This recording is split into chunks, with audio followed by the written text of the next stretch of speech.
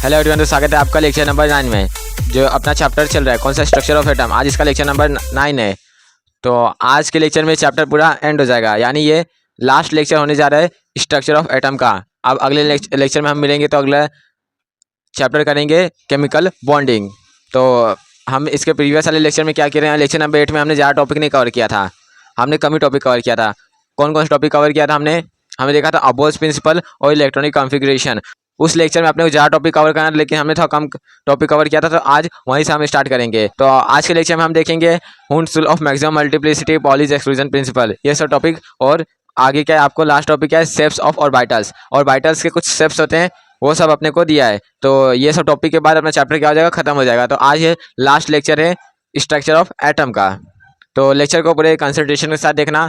तो यहाँ पे मैं लेक्चर का टॉपिक्स लिखा देता हूँ। आज के लेक्चर में क्या क्या हम कवर करेंगे, lectures topics.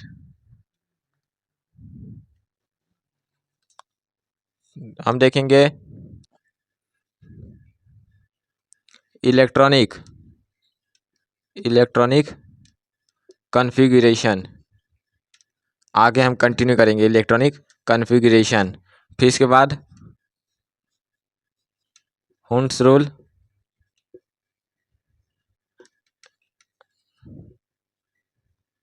And second Pauli's exclusion principal है, या फिर पॉलीज रूल लिख सकते हैं। तीसरा टॉपिक मैग्नेटिक नेचर। कौन कौन सा magnetic nature, paramagnetic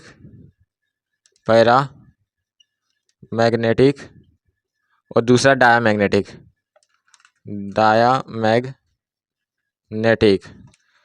last topic रहेगा शेप्स ऑफ ऑर्बिटल्स। हमने ऑर्बिटल्स अच्छे से पढ़ा है, आप देखेंगे उसका शेप क्या होता है, शेप ऑफ ऑर्बिटल्स। और इसके बाद आपको दिया है आइसो इलेक्ट्रॉनिक स्पीसीज। ये सबसे लास्ट टॉपिक है, आइसो इलेक्ट्रॉनिक स्पीसीज। तो हम आज इतने सारे टॉपिक्स कवर करेंगे। क्या क्या, इलेक्ट्रॉनिक कॉन्फ़िगरेशन, उसमें इसके बाद देखें Hund's rule, Pauli's exclusion principle या फिर पॉलीज रूल, फिर मैग्नेटिक नेचर देखेंगे, paramagnetic and then second diamagnetic, फिर देखेंगे शेप्स ऑफ ऑर्बिटल, और इसके बाद आइसो इलेक्ट्रॉनिक स्पीसीज। तो ये है लास्ट लेक्चर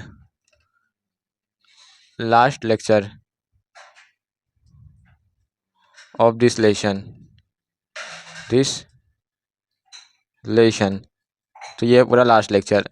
अब इसके बाद अगले लेक्चर में हम मिलेंगे तो करेंगे केमिकल बॉन्डिंग, लेक्चर नंबर 5। तो इतने सारे टॉपिक्स आज कवर करेंगे, तो वीडियो पूरे कंसंट्रेशन के साथ देखना। और जो आपको नोट्स चाहिए या फिर इसका फोटो PDF चाहिए तो लिंक डिस्क्रिप्शन में होगा, आप देख सकते हो। तो चलिए स्टार्ट करते हैं वीडियो। तो लास्ट लेक्चर में हम क्या कहते हैं, इलेक्ट्रॉनिक कॉन्फ़िगरेशन। तो यहाँ पे भी अभी कंटिन्यू करता हूँ, थोड़ा सा बच गया था, इलेक्ट्रॉनिक कॉन्फ़िगरेशन।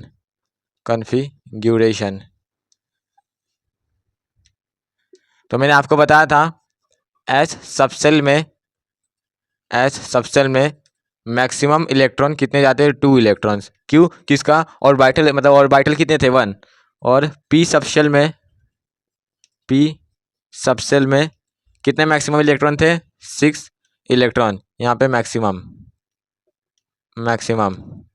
फिर sp, फिर डी सबसेल में अपना कितना था इलेक्ट्रॉन, 10 इलेक्ट्रॉन्स। क्यों, क्योंकि 5 ऑर्बिटल्स थे। फिर f सबसेल जो कि इतना काम नहीं आता, तो भी देखो f सबसेल में 14 इलेक्ट्रॉन। ये सब मैंने पुराने लेक्चर में बताया था। तो अब इससे मतलब ये इलेक्ट्रॉन है, तो इससे हम इलेक्ट्रॉनिक कॉन्फ़िगरेशन लिख सकते हैं, कैसा, 1s 2s 2p। अब मैंने आपको सीक्वेंस भी बताया था, मैंने बताया था आपको याद करने के लिए। तो सीक्वेंस क्या था, यहाँ पे मैं लिखता हूँ, 1s 2s 2p 3s 3p 4s 3d, इसके बाद 4p। तो मैंने कहा था आपको ये याद करने के लिए, क्या, 1s 2s 2p 3s 3p 4s 3d and 4p। ये सब क्या था, अपना सीक्वेंस। तो इसी सीक्वेंस के जरिए हम इलेक्ट्रॉनिक कॉन्फ़िगरेशन किसी भी एटम का लिख सकते हैं। तो इलेक्ट्रॉनिक कॉन्फ़िगरेशन आपको ये पता होना चाहिए कि s में मैक्सिमम कितने इलेक्ट्रॉन हो सकते हैं, कितने, 2। p में कितने हो सकते हैं, 10। मैक्सिमम इलेक्ट्रॉन p में कितने हो सकते हैं, 3। पी में कितने 6 हो सकते हैं, क्योंकि इसमें ऑर्बिटल कितना होता है 3, और डी में कितने इलेक्ट्रॉन्स हो सकते हैं 10 इलेक्ट्रॉन्स, क्योंकि इसका एम का वैल्यू क्या आता है 5 आता है, इसका मतलब 5 ऑर्बिटल्स, और एफ में मैक्सिमम इलेक्ट्रॉन 14। तो आप इसके जरिए से आप इसको फिल कर सकते हो। तो 1s maximum 2, 2s maximum 2, 2p maximum 6, फिर 3s maximum 2, 3p maximum 6, 4s maximum 2, 3d maximum 10, फिर 4p मैक्सिमम 6। तो अब यही सब कॉन्सेप्ट का यूज़ करके आप इलेक्ट्रॉनिक कॉन्फ़िगरेशन लिख सकते हैं। तो मैंने आपको प्रीवियस लेक्चर में इलेक्ट्रॉनिक कॉन्फ़िगरेशन 1 से लेके 10 तक लिखा था। आज हम देखेंगे 11 से लेकर 20 तक। ऐसे आपको इलेक्ट्रॉनिक कॉन्फ़िगरेशन लिखने आ गया होगा, तो ये चाहो तो आप लिख सकते हो या फिर मैं रेस्ट कर रहा हूँ। Electronic configuration from 11 to 20। तो 11वां नंबर एटॉमिक नंबर कौन सा है? सोडियम, 12वां magnesium, aluminium, silicon, phosphorus, sulphur, फिर chlorine, argon, potassium, potassium P नहीं के, पोटेशियम, कैल्शियम। तो 1 2 4 10। तो पहला 11वां क्या है? सोडियम। तो इसका एटॉमिक नंबर कितना है? 11। मैं एटॉमिक नंबर भी लिख देता हूँ, 11 12 इसका, 13 14 15 देन 16 एंड देन 17 18। पोटेशियम का एटॉमिक नंबर लिख रहा हूँ 19 और इसका 20। अब इसका हम इलेक्ट्रॉनिक कॉन्फ़िगरेशन कैसे लिख सकते हैं? 1s 2s और 2p इस फॉर्म में। तो यहाँ पे कैसे हम लिखे थे? 1s, देखो यहाँ पे 11 इलेक्ट्रॉन्स है, तो ऊपर जितने भी आए यानी 11 आने चाहिए। तो 1s2, 2s2, 2p 6। अब p के पास 6 मैक्सिमम हो गए, फिर इसके बाद p के बाद किस में जाएंगे? s में। तो 3s कितना रिक्वायर्ड है 1 का, तो 6 4 10 11 हो गया। फिर यहाँ पे इसका electronic configuration 1s2, 2s2, 2p6, फिर 6 4 10 हुए, चाहिए 12, तो 2 और अपने को इसमें रखना होगा। तो s का कैपेसिटी होता है 2, तो हम यहाँ पे 2 रख सकते हैं। टोटल हो गया कितना? 6 4 10 2 12 हो गया। फिर 13 में 1s2, 2s2, 2p6 ये हुआ 10 हुए, अब 3 चाहिए, तो 3s2। मैक्सिमम कितना है? s का इलेक्ट्रॉन कैपेसिटी कितना होता है? 2। इसके बाद ये किस में जाएगा? तो आपको सीक्वेंस याद करो क्या? 1s 2s 2p 3s, फिर 3p में जाएगा। तो p में 1 का रिक्वायरमेंट है इसलिए 1 आएगा। फिर इसके बाद सिलिकॉन का देखेंगे तो 1s2, 2s2, अब ये सब में कॉमन आएगा 2p6 3s2। अब देखें 3p में कितना आएगा? 10 2 12 14 चाहिए, तो यहाँ पे 2 रखेंगे तो हो गया 14। 15 में भी वही 1s2, 2s2, 2p6 3s2, फिर 3p3 हो जाएगा। फिर आप यहाँ भी ऐसा लिख सकते हो। अब आपको आएगा होगा इलेक्ट्रॉनिक कॉन्फ़िगरेशन लिखने एकदम अच्छे से, 3p4 हो जाएगा। फिर 17 में क्या हो जाएगा? 1s2, 2s2, 2p6 3s2। अभी भी p के पास कैपेसिटी है 6 है, तो अभी तक 5 आया है। तो 1s2, 2s2, 2p6 3s2 3p6। अब कितने यहाँ पे इलेक्ट्रॉन है गिन लो, 6 4 10 10 हो या 18, तो इसका एटॉमिक नंबर 18 है। मतलब ये सब हमने सही किया है। फिर 19 का देखो, यहाँ पे 19 का देखते हैं। तो इसका हो जाएगा 1s2, फिर आप बोलो 2s2, 2p6 6 4 10 हुआ, लेकिन आपने 19 चाहिए, तो 3s2 3p6, तो 18 हुआ। अब 19। अब फिर से सीक्वेंस याद करो क्या? 1s 2s 2p 3s 3p, 3p के बाद क्या आता है? 3d नहीं, 4s आता है, 4s। तो ये जाएगा 4s 1, कितना आ गया? 6 4 10 18 और 1 19, 4s 1। अब इसका ही हो जाएगा 1s2, 2s2, 2p6 3s2 3p6 और इसका 4s2। s के पास कितना कैपेसिटी है? मैक्सिमम 2 का, तो हम इसको ऐसा लिख सकते हैं। तो ये मैंने 11 से लेके 20 यानी 11 से लेके 20 तक इलेक्ट्रॉनिक कॉन्फ़िगरेशन लिखाया। प्रीवियस लेक्चर में हमने 1 से लेके 10 तक का इलेक्ट्रॉनिक कॉन्फ़िगरेशन देखा था। इससे आपको इलेक्ट्रॉनिक कॉन्फ़िगरेशन अच्छे से आ गया होगा। तो ये सब आप एग्जांपल अच्छे से देखो, मैंने कैसे लिखा यानी कैसे बताया वो भी ध्यान से सुनो, तो आपको इलेक्ट्रॉनिक कॉन्फ़िगरेशन अच्छे से आ जाएगा। बस 2 बात का ध्यान रखना, एस में मैं कितने मतलब कौन से ऑर्बिटल कौन से सेल में कितने इलेक्ट्रॉन मैक्सिमम आते हैं? तो एस के लिए 2, पी के लिए 6, मतलब एस में 2, पी के लिए मैक्सिमम 6, डी के लिए मैक्सिमम 10, एफ के लिए मैक्सिमम 14। और इसके बाद आपको याद रखना है सीक्वेंस क्या है, मतलब 1s 2s 2p 3s 3p, फिर 3p के बाद 3d नहीं आता, 4s आता है। क्यों? क्योंकि एनर्जी लेवल है, ये होता है अबो प्रिंसिपल। लो एनर्जी से हाई एनर्जी पे हम क्या करेंगे, इलेक्ट्रॉन फिलअप करेंगे। तो 4s का एनर्जी लेवल कम है 3d से, इसलिए 4s पहले है, इसके बाद 3d है। तो आप चलते हैं सेकेंड रूल को पढ़ने, क्या है, Hund's rule of maximum multiplicity. Hund's rule of maximum multiplicity,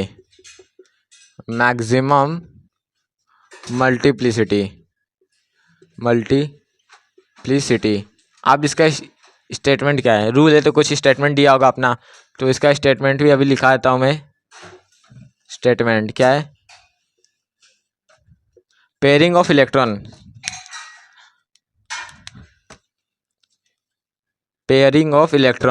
मतलब pairing of electrons takes place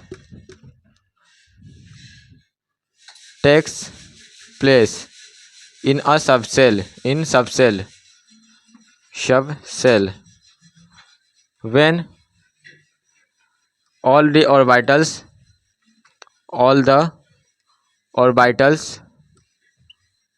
are half filled, यहाँ पे इंपॉर्टेंट क्या है, हाफ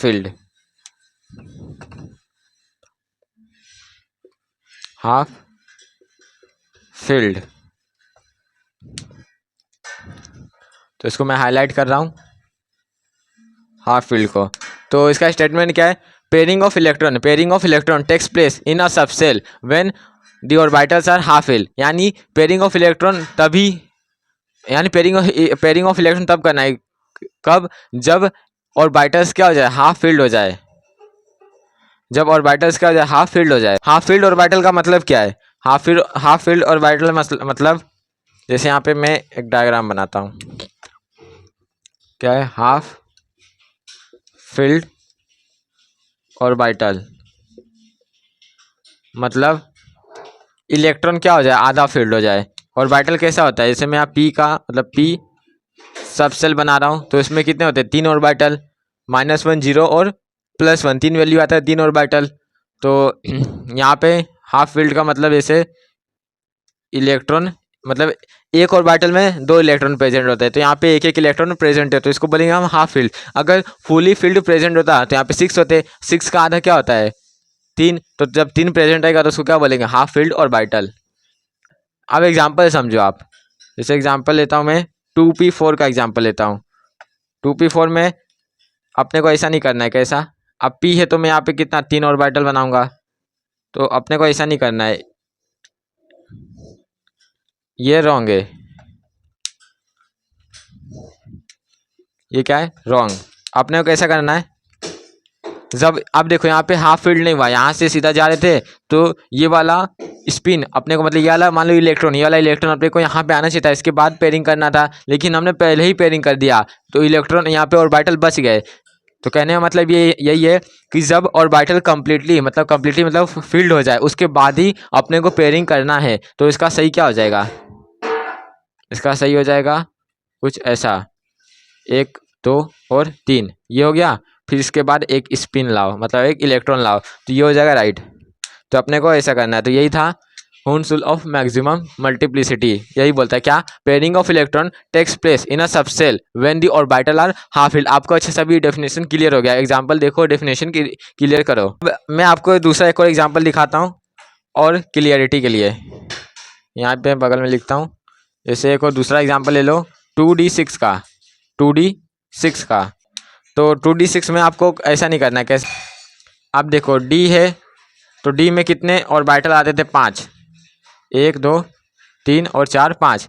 तो आपको ऐसा नहीं करना है, यहाँ पे देखो 6 इलेक्ट्रॉन है, तो मैं यहाँ 6 बनाऊंगा ऐसा, 6 इलेक्ट्रॉन।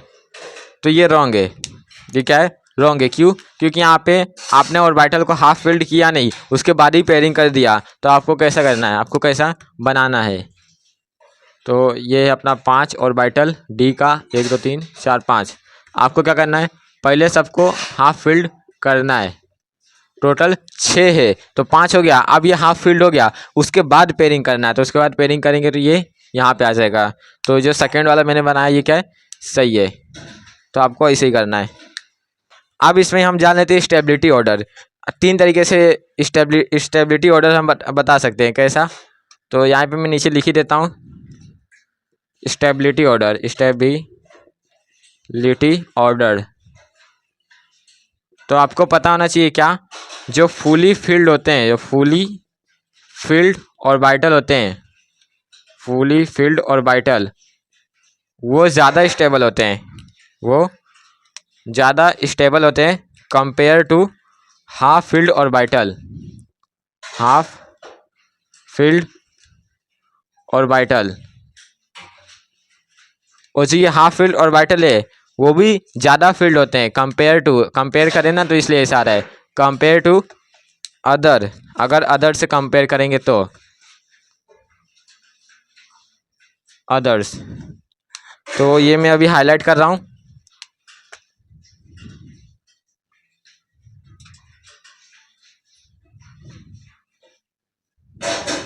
तो मैंने क्या आपको बताया, जो फुली फील्ड ऑर्बिटल है, जैसे फुली फील्ड ऑर्बिटल आप एज्यूम करो ये सब पूरा फील्ड है, मतलब दो समय प्रेजेंट है, तो ये ज़्यादा स्टेबल माने जाएंगे। क्यों, क्योंकि इसमें एक्सचेंज पॉसिबल है, मतलब एक्सचेंज ज़्यादा पॉसिबल है। अगर पूरा फील्ड होंगे तो इसमें एक्सचेंज ज़्यादा पॉसिबल है, जिसमें एक्सचेंज ज़्यादा पॉसिबल है इसका मतलब वो ज़्यादा स्टेबल माने जाएंगे। फिर इसके बाद हाफ फील्ड ऑर्बिटल आते हैं, तो फुली फील्ड हो गया, उसके बाद हाफ फील्ड ऑर्बिटल ज़्यादा स्टेबल माने जाते हैं। फिर उसके बाद अदर्स, हाफ फील्ड ऑर्बिटल जैसे कुछ ऐसा, तो ये भी क्या करते हैं, अपना एक्सचेंज पॉसिबल ज़्यादा, मतलब ये एक्सचेंज ज़्यादा पॉसिबल शो कर सकते हैं। तो ये हाफ फील्ड ऑर्बिटल भी ज़्यादा स्टेबल माने जाते हैं अदर से, कंपैरिजन है ना यहाँ पे, तो आपको ऐसा याद रखना है। तो ये है Hund's rule of maximum multiplicity. छोटा सा स्टेटमेंट, क्या, pairing of electron takes place when all D orbitals of a subshell are half filled. जब ऑर्बिटल हाफ फील्ड हो जाएगा उसके बाद ही पेयरिंग करना है। छोटा सा डेफिनेशन है, आपको एग्जाम्पल से अच्छे से क्लियरिटी मिल गया होगा। अब इसके बाद देखते हैं तीसरा रूल क्या है, पॉलीज एक्सक्लूजन प्रिंसिपल। वो तो और आसान है, इसको इरेज कर रहा हूँ। तो आप देखते हैं पॉलीज एक्सक्लूजन प्रिंसिपल।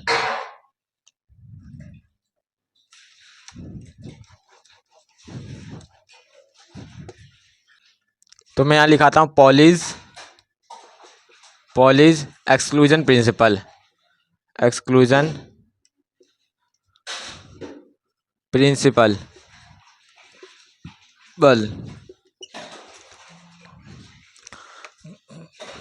तो इसका भी एक स्टेटमेंट है।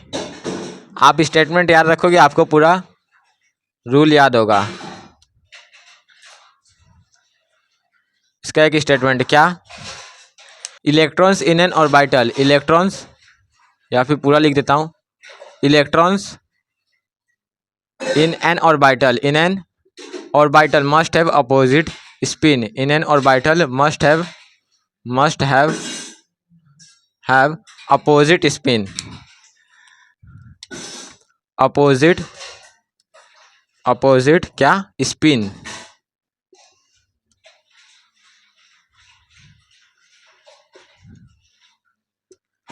तो यहाँ पे मैं अपोजिट स्पिन को हाईलाइट कर रहा हूँ, तो ये काम का वर्ड है। हाँ, तो इसका स्टेटमेंट क्या है, electrons in an orbital must have opposite spin. छोटा सा स्टेटमेंट है, कहने का मतलब क्या आपको समझ गया होगा। तो कहने का मतलब क्या है, जैसे एग्जांपल ले लो 4s2, ये एग्जांपल लो, तो 4s2 में क्या होगा, एस का मतलब एक ऑर्बिटल, तो एस का मतलब क्या है, एक ऑर्बिटल। तो एक ऑर्बिटल में कितने इलेक्ट्रॉन्स प्रेजेंट होते हैं, मैक्सिमम 2, तो ये हो गया 2। अब ये क्या है, गलत है।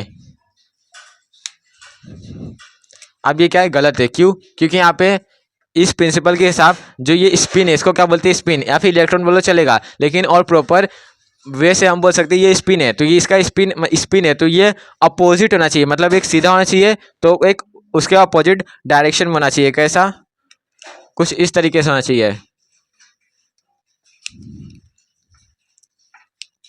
कि एक स्पिन ऊपर है और एक स्पिन नीचे है। तो जो मैं सेकेंड वाला बनाया ये राइट है। तो अपने को कैसे करना है, एक स्पिन को ऊपर रखना है, दूसरे स्पिन को नीचे। तो इसका स्टेटमेंट ये है क्या, electron in an orbital must have opposite spin, यानी एक ऑर्बिटल के अंदर जो स्पिन होता है, स्पिन को हम बोल सकते हैं इलेक्ट्रॉन, वो क्या होता है, अपोजिट होना चाहिए। मतलब एक सीधा, एक ऊपर है तो एक नीचे होना चाहिए। अब ऐसा क्यों होता है वो देखो। तो यहाँ पे बगल में लिखता हूँ, जैसे मैं दोनों कंसीडर करता हूँ, दोनों एग्जांपल, एक में नहीं एक में सही। तो 4:2 अभी चल रहा है तो वही 4:2 लेता हूँ। 4:2 का मतलब मतलब एक ऑर्बिटल, इसमें 2 इलेक्ट्रॉन, यहाँ पे फिर एक गलत वाला एक सही वाला लिया। अब 4:2, तो अब 4:2 में अब n का वैल्यू क्या होगा, अब n का वैल्यू आप बताओ क्या होगा। n मैंने बताया था नंबर ऑफ ऑर्बिट, तो जो ये 1s 2s 2p जो होता है 1s 2s 2p, तो ये किसके फॉर्म में होता है, n l के फॉर्म में होता है। तो n क्या होता है 1, l होता है s, तो s का कुछ वैल्यू होता है, 0 होता है तब s होता है, 0 होता है तब s होता है। तो यहाँ n कितना है 4, n क्या है 4। अब s, अब यहाँ पे l निकालो, l किस पे डिपेंड करता है, s के ऊपर। तो s जब 0 होता है तभी, जब l 0 होता है तभी s होता है। तो n निकाले l, फिर अब m निकालो, m क्या था, ऑर्बिटल को शो करता था अजीमुथल मैग्नेटिक क्वांटम नंबर, तब l 0 है तो m क्या होता है 0। क्यों, क्योंकि जो m का वैल्यू होता है वो l पे डिपेंड करता है, जो m का वैल्यू होता है -l से पॉजिटिव l होता है। तो l कितना है 0, तो -0 पॉजिटिव 0 कुछ होता नहीं है, तो m हो जाएगा 0। तो ये हो गया। अब स्पिन निकालो, तो इसका स्पिन क्या है, पॉजिटिव हाफ। मैंने आपको प्रीवियस लेक्चर में बताया था पॉजिटिव हाफ। और देखो ये दोनों ऊपर डायरेक्शन में, तो ये भी हो जाएगा पॉजिटिव हाफ। अब यहाँ पे एग्जांपल लो तो दोनों को रिलेट करके मैं बताता हूँ। तो यहाँ पे भी n कितना है 4 है, अभी यही चल रहा है 4:2, l कितना है 0, m भी क्या हो जाएगा फिर 0। अब यहाँ पे देखो s क्या है, एक पॉजिटिव की तरफ है, तो एक ऊपर है पॉजिटिव, एक दूसरा क्या है नेगेटिव की तरफ है। आपने पढ़ा ना एक्सिस, वाई एक्सिस, तो एक ऊपर डायरेक्शन में, एक पॉजिटिव वाई एक्सिस में, दूसरा नेगेटिव वाई एक्सिस में, तो दूसरा हो जाएगा -2।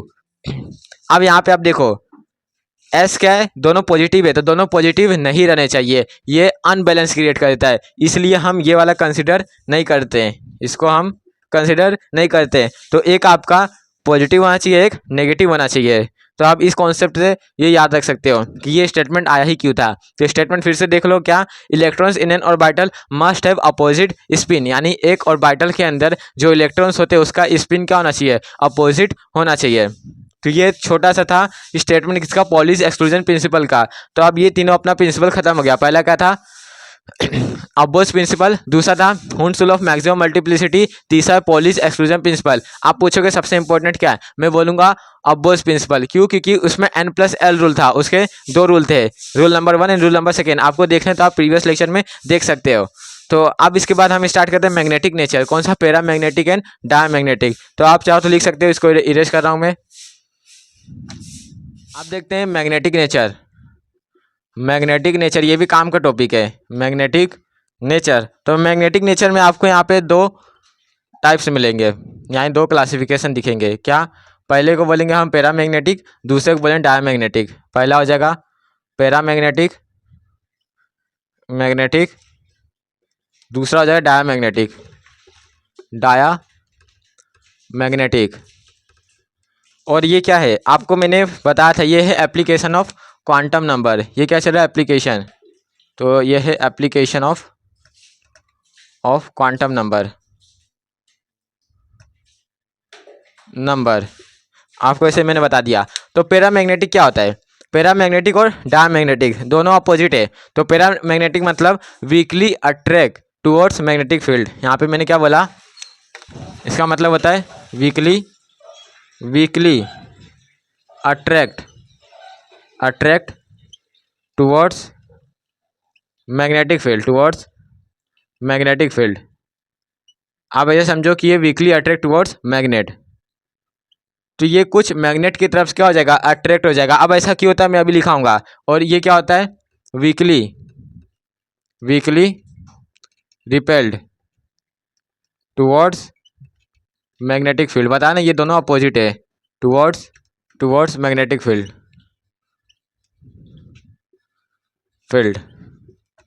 अब इसका कंडीशन क्या होता है, पैरामैग्नेटिक का कंडीशन होता है और दोनों का कंडीशन होता है। मैं कंडीशन भी लिख देता हूँ।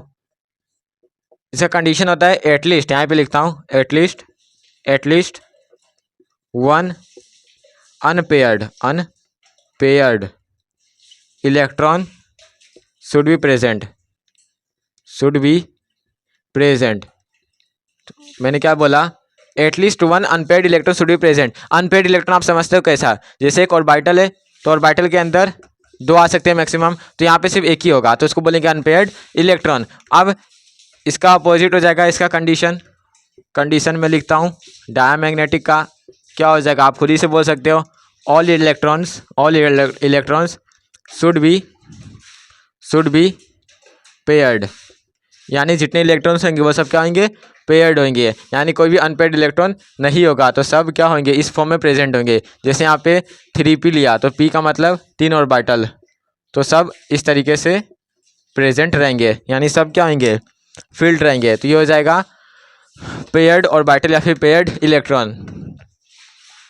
आप देखो, अब इसका एग्जांपल लेते हैं, आपको क्लियर होगा। एग्जांपल में लेता हूँ जैसे Na का, तो Na में कितने Na, यहाँ पे मैं एटॉमिक नंबर ऊपर लिख देता हूँ। तो एटॉमिक नंबर इसका 11 है, तो इसका इलेक्ट्रॉनिक कॉन्फ़िगरेशन कैसे होगा? आप पैरामैग्नेटिक और डायमैग्नेटिक निकालना है, तो आपको इलेक्ट्रॉनिक कॉन्फ़िगरेशन लिखना होगा, वो भी किस तरीके से? 2,8,1 नहीं, 1s 2s 2p 3s इस तरीके से। तो आपको 1s 2s 3p ये आना चाहिए, बेसिक है केमिस्ट्री का। तो ये हो जाएगा 1s 2 2s 2 2p 6 और 3s 1। तो यहाँ पे 3s 2 होता तो उसको बोलते पेयर्ड इलेक्ट्रॉन। यहाँ पे 3s 1 है, 3 को छोड़े यहाँ पे s 1 है, तो यहाँ पे एक ही इलेक्ट्रॉन है, लास्ट ऑर्बिटल है s का, तो एक बॉक्स बनाऊंगा तो इसमें एक ही है, 2 होना चाहिए था। तो ये क्या है? अनपेयर्ड इलेक्ट्रॉन है, इसके पास 1 अनपेयर्ड इलेक्ट्रॉन है, तो इसको हम बोलेंगे इट इज अ पैरामैग्नेटिक।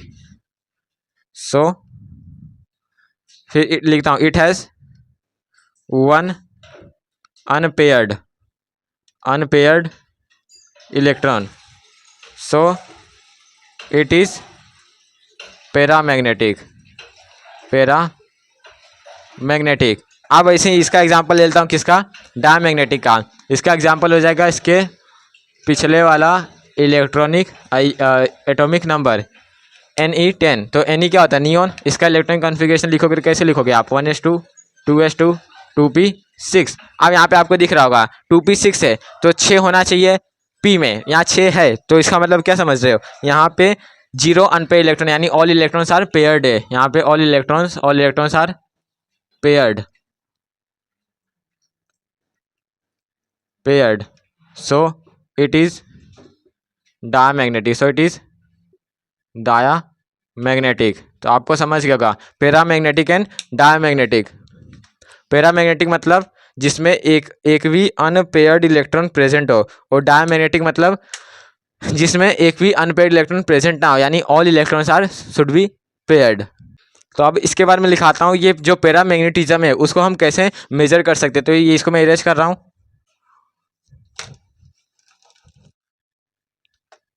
तो यहाँ पे magnetism is measured in terms of magnetic moment,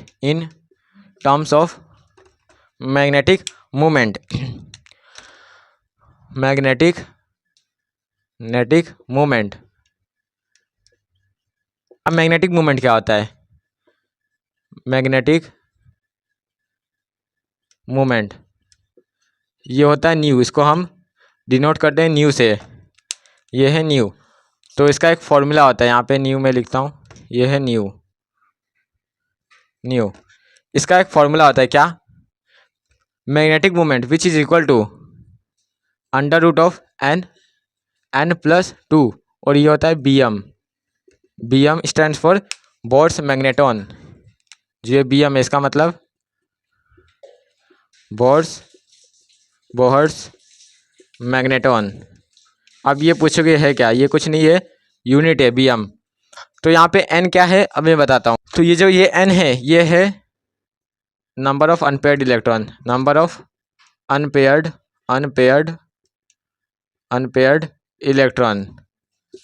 electrons, ये नंबर ऑफ अनपेयर्ड इलेक्ट्रॉन्स। तो जो पैरामैग्नेटिज्म है, यानी कौन सा एलिमेंट या फिर कंपाउंड अगर पैरामैग्नेटिक है तो वो कितना पैरामैग्नेटिक है, यानी उसका पैरामैग्नेटिज्म अपने को निकालना है। तो हम यहाँ यूज करेंगे मैग्नेटिक मोमेंट को हम किसे डिनोट करते हैं, न्यू से। तो न्यू क्या होता है, under root of n+2 bm। मतलब यहाँ पे n क्या है, number of unpaired electron, n क्या है, नंबर ऑफ अनपेड इलेक्ट्रॉन, और इसका यूनिट क्या है, bm stand for Bohr's magneton. तो अगर आपको किसी भी एलिमेंट का अगर नंबर ऑफ अनपेड इलेक्ट्रॉन पता है तो आप इसमें आप उसका पैरामैग्नेटिज्म निकाल सकते हो। तो इसके पहले मैंने आप क्या एग्जांपल लिया था, सोडियम का। सोडियम में कितने थे अनपेड इलेक्ट्रॉन, 1। तो इसका मतलब n का वैल्यू यहाँ पे 1 रखोगे।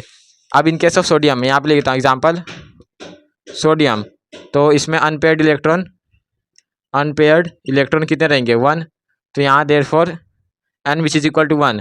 तो न्यू क्या आ जाएगा, अंडर रूट ऑफ 1 + 2 bm। तो न्यू क्या आ जाएगा, अंडर रूट ऑफ 3 bm। तो ये आ गया paramagnetism in terms of magnetic movement. तो इसी तरह से आप पैरामैग्नेटिज्म निकाल सकते हो, यानी कौन सा एलिमेंट कितना पैरामैग्नेटिक है वो कैसे निकालोगे, under root of n+2 bm stands for Bohr's magneton. तो ये टॉपिक भी अपना खत्म हुआ, क्या, magnetic nature, paramagnetic and diamagnetic. अब लास्ट टॉपिक देखते हैं, शेप्स ऑफ ऑर्बिटल्स। वो भी छोटा टॉपिक है, ज़्यादा टाइम नहीं जाएगा।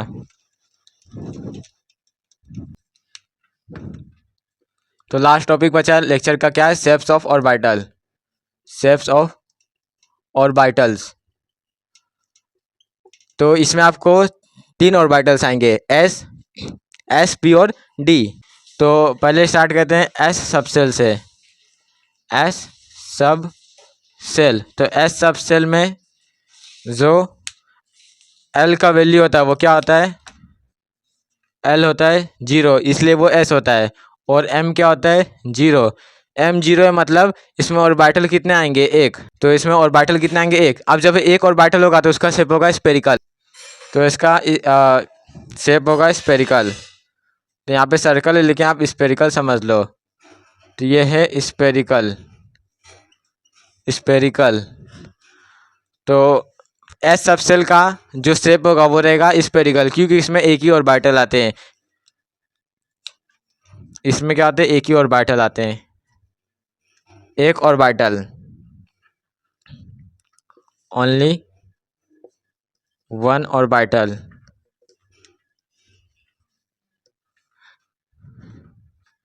That's why it has spherical shape. It has spherical shape, इसलिए इसका स्पेरिकल शेप होता है एस सबसेल का। आप देखते हैं पी सबसेल। अब पी सबसेल में क्या 3 ऑर्बिटल आते तो उसका शेप थोड़ा अलग रहेगा।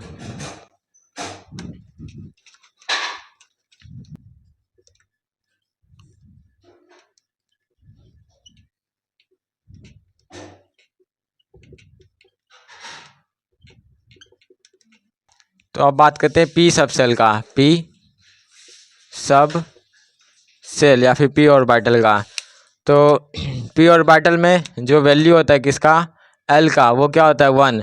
तो इसलिए जो एम का वैल्यू होता है वो -1 होता है, 0 होता है और 1 होता है। यानी इसका मतलब यहाँ पे 3 ऑर्बिटल बनते हैं, 3 ऑर्बिटल फॉर्म होंगे, 3 ऑर्बिटल, 1 2 3। तो यहाँ पे मान लो पी एक्स नाम है ऑर्बिटल का, पी एक्स होगा या फिर पी वाई, और जो ये पी जेड हमेशा फिक्स होता है। और यहाँ पे रखो पी एक्स या फिर पी वाई। इसका मतलब यहाँ पे अगर पी एक्स हुआ तो यहाँ पी वाई होगा, और पी जेड हमेशा फिक्स होगा। तो इसका शेप थोड़ा अलग आता है, कैसा, यहाँ पे आपको तीनों एक्सिस ड्रॉ करना होगा। तो ये वाई एक्स और ये जेड एक्सिस ड्रॉ किया मैंने। अब ये क्या है, एक्स एक्सिस, ये है वाई एक्सिस और जेड एक्सिस। तो अब अगर आपको पी एस ड्रॉ करना है, पी एक्स ड्रॉ करना है, तो आपको एक्स एक्सिस पर डबल डंबल शेप बनाना होगा। क्या हो जाएगा, इलेक्ट्रॉन। तो ये डबल डंबल शेप होता है। एस पी सबसेल का जो शेप होता है वो होता है डबल डंबल शेप का होता है, डंबल शेप का होता है। ऐसे ही ये क्या हुआ, पी एक्स। अगर पी वाई ड्रॉ करना है तो पी वाई के लिए आप वाई एक्सिस पर बनाओगे पी वाई। तो यहाँ पे वाई एक्सिस, एक्स एक्सिस और z axis, y x and z, x y और जेड। अपने को बनाना है पी वाई, तो पी वाई किस पे आएगा, वाई एक्सिस पे आएगा। तो इस तरीके से आप डबल डंबल बना सकते हो। फिर इसके बाद है पी जेड, अगर अपने को पी जेड बनाना है तो ये किस में, जेड एक्सिस पे आएगा पी जेड। तो ये वाई एक्सिस, एक्स एक्सिस और जेड एक्सिस, एक्स वाई और जेड। तो आपने को पी जेड बनाना है तो पी जेड किस पे आएगा, जेड एक्सिस पर। पी जेड किस पे आया, जेड एक्सिस पर। ये यहाँ पे इलेक्ट्रॉन से मान लो आप, ये इलेक्ट्रॉन से। तो ये है पी सबसेल, यानी इसका मतलब मैंने आपको बताया एस सबसेल का होता है शेप स्पेरिकल, पी का होता है double dumbbell. Double dumbbell p x, p y और पी जेड, तीन केस बनते हैं। तो एक्स के लिए एक्स एक्सिस, वाई के लिए वाई एक्सिस, जेड के लिए जेड एक्सिस। अब बचा लास्ट डी सबसेल। तीसरा क्या बच रहा है,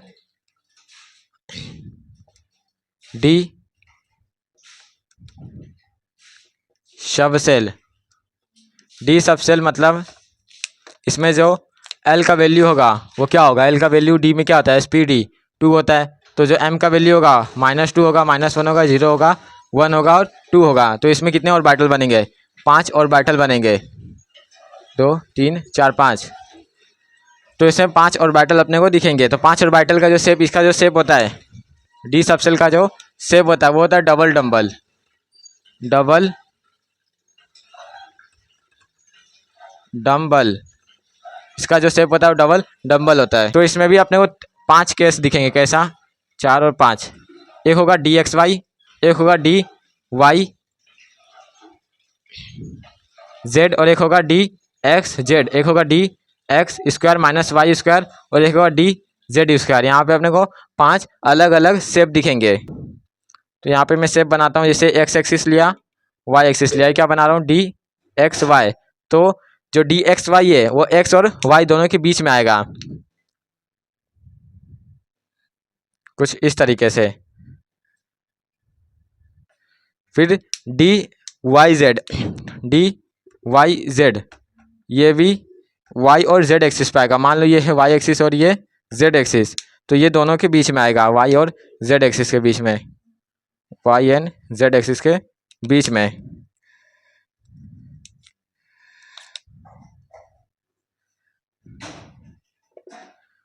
फिर जो लास्ट का बच्चा डी एक्स जेड, तो यहाँ मान लीजिए एक्स एक्सिस, ये जेड एक्सिस। तो जो ये एक्स और जेड, डी एक्स जेड, वो किसके बीच में आएगा, एक्स और जेड के बीच में आएगा, यानी ये इन बिटवीन द एक्सिस आएंगे। और जो बाकी दो बचे, डी एक्सिस का माइनस वाई स्क्वायर और डी जेड स्क्वायर, ये ऑन द एक्सिस बनेंगे। तो आपको टेस्ट में डायग्राम दिया है। तो इसी के साथ ये अपना चैप्टर खत्म होता है। तो शेप्स ऑफ ऑर्बिटल आपका लास्ट टॉपिक है। इसमें आइसो इलेक्ट्रॉनिक है, आइसो इलेक्ट्रॉनिक कुछ नहीं है, नंबर ऑफ इलेक्ट्रॉन्स क्या होते हैं, इक्वल। तो ये आप खुद ही समझ जाओगे, और प्रीवियस लेक्चर में मैंने बताया है। तो चैप्टर आज अपना खत्म हुआ, 9 लेक्चर लग गए लेकिन चैप्टर खत्म हो गया। अब हम मिलेंगे अगले लेक्चर में। तो अगले लेक्चर में हम नया चैप्टर स्टार्ट करेंगे, क्या, केमिकल बॉन्डिंग। तो तब तक के लिए बाय, मिलते हैं अगले लेक्चर में।